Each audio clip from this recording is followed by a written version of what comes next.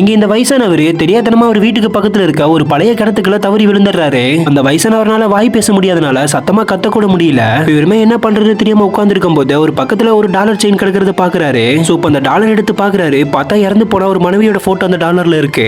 இவருமே அந்த டாலர் அங்க இருக்க ஒரு இடத்துல மாட்டிட்டு பசிக்குதுன்னு சொல்லி சாப்பாடு கேக்குறாரு. பார்த்தா அடுத்த செகண்ட் மேல இருந்து ஒரு பண்ணு ஒரு கையில வந்து விழுகுது. இப்ப அவர் சாப்பிட்டே இருக்கும் போது விக்கில் எடுக்கவோ மறுபடியும் அந்த போட்டோ பார்த்து தண்ணி கேட்கிறாரு. பார்த்தா அடுத்த செகண்ட் தண்ணி பாட்டிலும் வந்து விழுகுது. ஆக்சுவலா இது எல்லாத்தையுமே மேல இருந்து ஒரு சின்ன பையன் தான் அவங்க அம்மா கொடுக்கறது எல்லாத்தையுமே அந்த கிணத்துக்குள்ள வீசிட்டு இருப்பான். அந்த பையன் விளையாண்டுட்டு இருக்கும் போது அங்க இருக்க ஒரு குச்சியை கிணத்து மேல தள்ளி விட்டுருவான். இதை பார்த்து அந்த வயசானவரோ அதை உள்ள விழுக வச்சா தப்பிச்சிடலாம்னு சொல்லி கல் எடுத்து வீசுறாரு.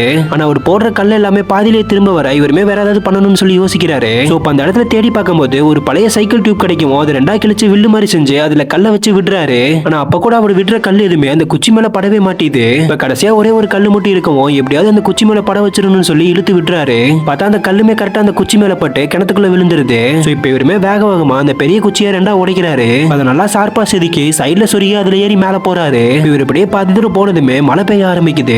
ஆனா அப்பவுமே அவர் எப்படியே கஷ்டப்பட்டு மேல வரைக்கும் வந்துடுறாரு. ஆனா கடைசியில மேல இருக்க சேரு வலிக்கு மறுபடியும் அந்த குழிக்குள்ளேயே விழுந்துடுறாரு. இந்த வயசானவரும் இதுக்கப்புறம் தப்பிக்கவே முடியாதுன்னு நினைச்சிட்டு இருக்கும் போது மழை இன்னும் அதிகமா பெய்ய ஆரம்பிக்க அந்த கிணத்துக்குள்ள தண்ணி வர ஆரம்பிக்குது. அந்த கிணத்துல தண்ணி அதிகமாக அந்த வயசானவரும் அதில் நீச்சல் அடிச்சு எப்படியோ ஒரு வழியா தப்பிச்சு மேல வந்துடுறாரு.